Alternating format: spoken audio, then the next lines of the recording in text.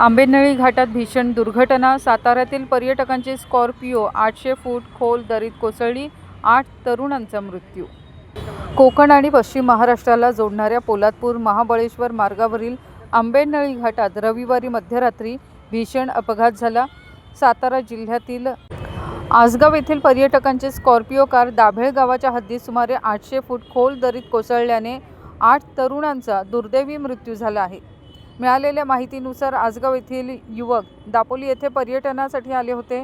पर्यटन आटपून परतीच्या प्रवासाला निघाल्यानंतर आंबेनळी घाटातील तीव्र वळणावर चालकाचे वाहनावरील नियंत्रण सुटले आणि स्कॉर्पिओ थेट खोल दरीत कोसळली। रात्रीचा अंधार, घाटातील दुर्गम परिसर आणि खोल दरी यांमुळे अपघाताची माहिती प्रशासनाला उशिरा मिळाल्याचे सांगितले जाते।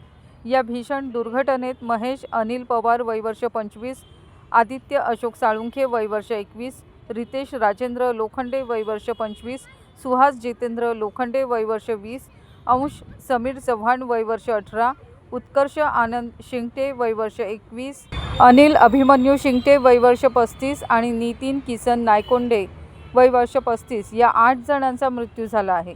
हे सर्व युवक आसगाव, तालुका कोरेगाव, जिल्हा सातारा येथे रहिवासी असल्याची माहिती समोर आली आहे।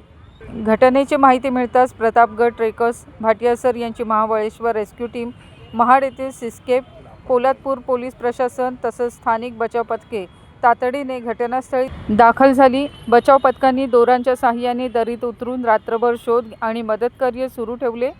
सोमवारी सकाळी बचाव कार्य अधिक वेगाने सुरू करण्यात आले।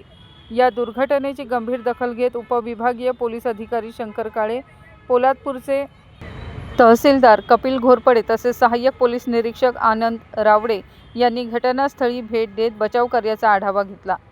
आंबेनळी घाट हा अतिशय धोकादायक घाटमार्ग म्हणून ओळखला जातो। यापूर्वीही येथे अनेक भीषण अपघात घडले आहेत। काही वर्षांपूर्वी दापोली येथील डॉ. बाळासाहेब सावंत कोकण कृषी विद्यापीठाच्या कर्मचाऱ्यांची बस दरीत कोसळून तब्बल 30 जणांचा मृत्यू झाला होता।